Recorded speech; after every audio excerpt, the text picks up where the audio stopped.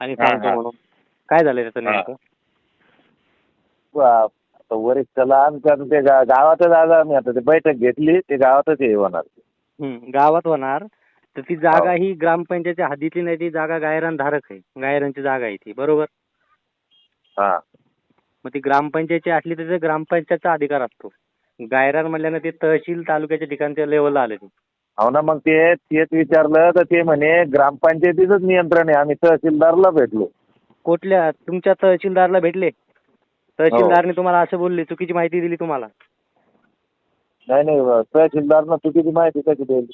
नाही नाही, मग तहसीलदार म्हणतात, तुम्ही काय म्हणले की तहसीलदारनं सांगितलं ग्रामपंचायत नियंत्रित आहे. हो गायरान ही ग्रामपंचायत अंतर्गत येत नाही. गायरान जर आम्हाला नाही करायची असेल तर आम्हाला तहसीलदारला अर्ज द्यावा लागतो. हे तर तुम्हाला माहिती आहे. हो तर मग तुम्ही स्वतः जाऊन तिथं आणि कुठला एक माणूस नेला, तुम्ही जो झेंडा कापला, बरोबर?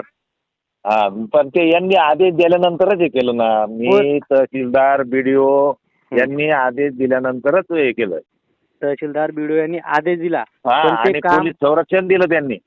पोलीस संरक्षण दिल्यानं साहेब कोणी पण येऊन झेंडा कापणारच की. हे काम ग्रामपंचायतीचं नाही. तुम्ही मान्य करता का नाही सांगा? आता मला तसं पत्र दिलेलं आहे बाबा त्यांनी, ग्रामपंचायतीचं काम आहे म्हणून. हे तुम्ही बोलताय ते सगळं उलट सांगताय. आता तुमचं खरं आहे का त्यांचं खरं आहे? आता मग आता तुम्ही तुम्ही मला सांगा आमच्यापेक्षा ना. ऐका ना.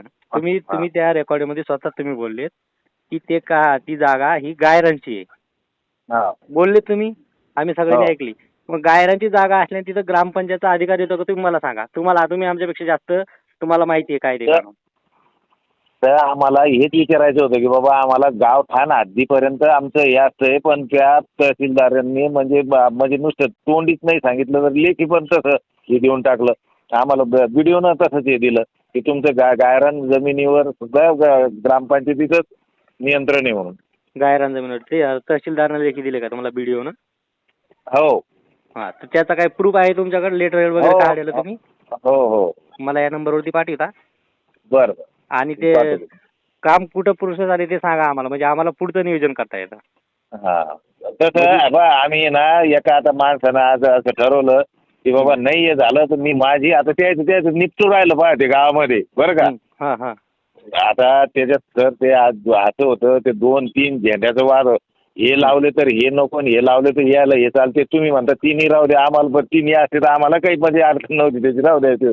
ते बाजूनं तिरंगा होता पण त्याचं काही घेणं देणं. पण हे बा हे लावलं तर मग ते हा भगवा चालत नाही ते निळ्यावाल्याला, याच्यामुळे हे आहे ना. आणि ते पण असंच पोलीस स्टेशनला हे करत म्हणजे सगळं प्रेशर आणून ते असं काढण्यात आलेलं आहे. दोन्ही झेंडे, पिवळा आणि भगवा. हा हा, हं. मग म्हणजे आता तुम्हाला सांगतो मी असं कोणी काही असं बळजबरी कोणी कोणाला काय विनाकारण हे अशा गोष्टीला हेच करणार नाही. पण आता हे असं भानगडी झाल्या, पण तरी सुद्धा आम्ही म्हणजे आज बैठक घेऊन येणार तर ते मी फोनच याच्यामुळे चालू ठेवला म्हणजे साहेब आता तुम्ही निश्चित राहा, म्हणजे आम्ही मीट होतो. बरं, आज मीटिंगमध्ये काय ठरलं मग तुमचं आज? आता मीटिंगमध्ये ते माझं आता 1-2 पर्याय आता जागा हे करून म्हणजे काहीतरी अधिकृत झालं पाहिजे ना. हे म्हणजे असं ग्रामपंचायतीमार्फत बरं यांनी असं कधी कळवलेलं नाही की बाबा आम्हाला काही द्या जागा कुठं, हे नाही असं तसं तर घेण्यासाठी काही असं म्हणजे हो. लेखी नाही, तोंडी नाही. सदस्य आहे आमचा तो. ते बरं. मुंबईनं आला तेव्हा त्या भेटलो आज, त्याची आमची झाली सकारात्मक चर्चा आज हं, पूर्ण. हं. आणि उद्या हे करणार आहे तो. तर आता तुम्हाला माहिती आहे, त्यांनी गावकऱ्यांनी अपघाती येऊन ते सगळं झेंडा वगैरे बसविला.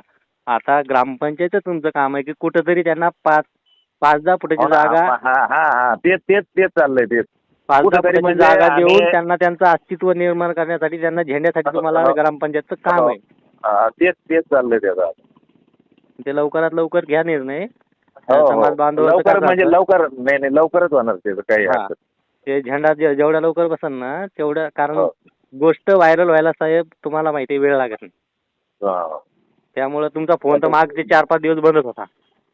अहो ते आपण सांगावं काय म्हणजे कसं आहे, काहीतरी पर्याय निघाला पॉझिटिव्ह की माणसाला उत्तर सांगता येतं. बरोबर. हा आहे की नाही. म्हणजे आता काय विषय कसा झाला, वरिष्ठांना आदेश देऊन बसलेले आपण नाही काढावं तिकडून बी मला तेवढंच म्हणजे त्याचं हे होतं. नाही, तुम्ही वरच्याचा आदेश मानला त्याबद्दल आम्ही तुम्हाला काहीच बोलत नाही. फक्त एवढं आहे की समाज बांधवाला कुठेतरी तुम्ही ग्रामपंचायत मार्फत जागा निर्माण करून द्या. ग्रामपंचायतची जागा भरपूर असते. तुम्हाला एक 5-10 फुटाची जागा द्यावा लागेल. तिथे झेंडा बसवून त्यांना सन्मानानं झेंडा बसवावा लागेल. नाहीतर तुम्हाला पण माहिती आहे समाज बांधव आक्रोश करायला काही वेळ लागत नाही समाज बांधवाला.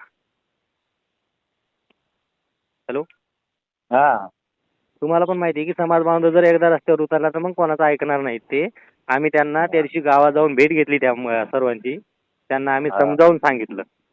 वाटलंच तर मी तुम्हाला फोटो पण पाठवतो त्यांचे. आम्ही तिथे जाऊन भेटले. तर त्यांना म्हणलं की जे काय होईल ते आपण कायद्याच्या प्रमाणे करू. हा. आता तुम्ही आम्हाला कॉम्प्रोमाइज करा. कुठं पण 5-10 फुटाची जागा निर्माण करून ग्रामपंचायत मार्फत झेंड्याचं नियोजन करा. चालतं ठेवू का मी